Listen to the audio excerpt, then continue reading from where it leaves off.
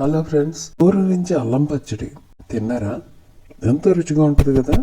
ఇది making process కూడా చాలా ఈజీ అండి, ఎంతసేపు పట్టదు. చాలామంది చాలా కాంప్లికేటెడ్గా చేస్తారు అల్లం పచ్చడి.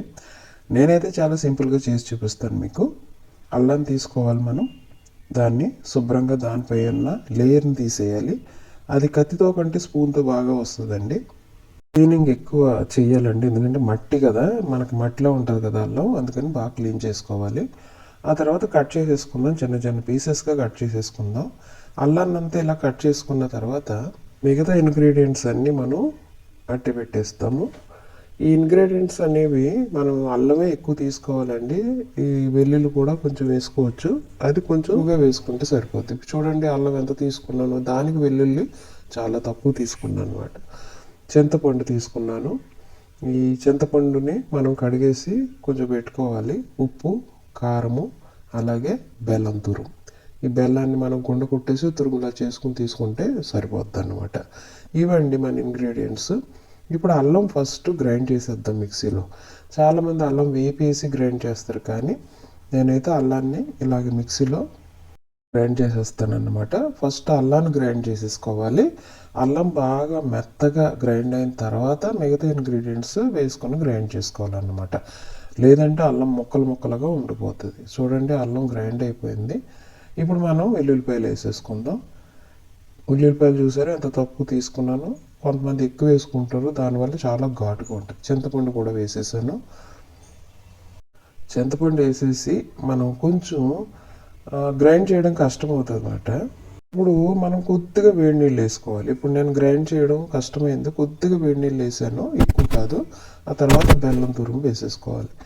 ఇప్పుడు ఇలా కొద్దిగా వేడి నీళ్ళు వేసినప్పుడు మనకి చింతపండు అనేది బాగా కలిసిపోతుంది అనమాట. నిలవ ఉండేలా చేయాలి కాబట్టి నేను కొద్దిగా లైట్గా హాట్ వాటర్ వేసాను. బెల్లం తురుము కూడా వేసేసాను నేను. ఇప్పుడు మనం ఏం చేయాలంటే మిగతా ఇంగ్రీడియంట్స్ ఏమైతే ఉన్నాయో కారము, ఉప్పు కూడా వేసేసుకుందాం. కారము ఒక కప్పు, చూసారా కప్పు గమనించండి. ఈ కప్పుడు కారం తీసుకున్నాను. ఫస్ట్ కారం వేసుకుని మిక్సీ చేసుకుందాం, తర్వాత మళ్ళీ ఉప్పు వేసుకుందాం. అన్నీ కలిపి వేసుకుంటే ఏది సరిగ్గా నలగదండి. ఒక్కొక్కటిగా మనం గ్రైండ్ చేసుకుంటే చాలా మెత్తగా వస్తుంది అన్నమాట చట్నీ.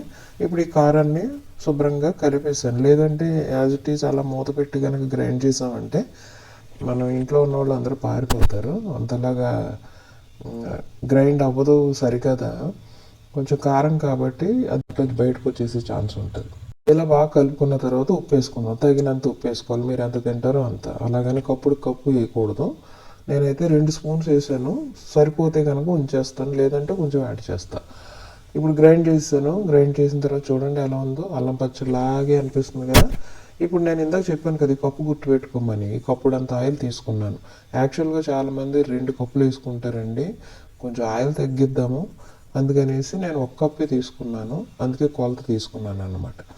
దాంట్లో తాలింపు సామాన్లు వేసుకోవచ్చు మీరు. శనగపప్పు వేసాను, జీలకర్ర వేసాను, ఆ తర్వాత ఆవాలు వేసాను, కరివేపాకు, ఇవన్నీ కూడా యాడ్ చేసుకోవచ్చు. నేను కరివేపాకు అండ్ ఆల్సో ఇంకా ఎండుమిర్చి కూడా యాడ్ చేశాను. ఆ తర్వాత మనం గ్రైండ్ చేసుకున్నది ఇందులో కలిపేసుకుందాం. గ్రైండ్ చేసుకున్న అల్లం పేస్ట్ వేసుకొని కలుపుకుందాము. సో ఆయిల్ ఎంతలా కాగాలో చూసారా, అప్పుడే వేసుకుంటే మనకి నిల్వ ఉంటుంది అన్నమాట పచ్చడి. ఇదండి, బాగా కలిపేసుకోవాలి. చాలా అంటే చాలా రుచిగా ఉంటుంది ఫ్రెండ్స్. చాలా నాళ్ళు నిల్వ ఉంటుంది కూడా, మీరు ఫ్రిడ్జ్లో పెట్టక్కర్లేదు, నిల్వ ఉంటుంది. చూడండి ఎంత అయితే ఈజీగా అయిపోయింది చూసారా. చాలామంది ఏం చేస్తారంటే అల్లం ముక్కలు ఫస్ట్ వేయిస్తారు, ఆ తర్వాత ఇవన్నీ చేస్తారు. అలా అక్కర్లేకుండా ఇది చాలా సింపుల్ పద్ధతిలో ఎంతో రుచికరమైన అల్లం పచ్చడి తయారైపోతుంది. మీరు కూడా ట్రై చేయండి ఫ్రెండ్స్. చూసారా ఎంత బాగుందో. ఈ పచ్చడి అయితే మనకి చాలా నిల్వ ఉంటుంది ఫ్రెండ్స్, కాబట్టి మీరు కూడా ట్రై చేయండి ఫ్రెండ్స్. మీకు ఇష్టమైతే ఈ రెసిపీ కనుక మీకు నచ్చినట్లయితే లైక్ చేయండి ఫ్రెండ్స్, అలాగే కామెంట్ చేయండి, మీ ఫ్రెండ్స్కి షేర్ చేయండి. అలాగే మీకు ఇష్టమైతే సబ్స్క్రైబ్ చేసుకుని నన్ను ఎంకరేజ్ చేయమని కోరుకుంటున్నాను. థ్యాంక్ యూ వెరీ మచ్ అండి.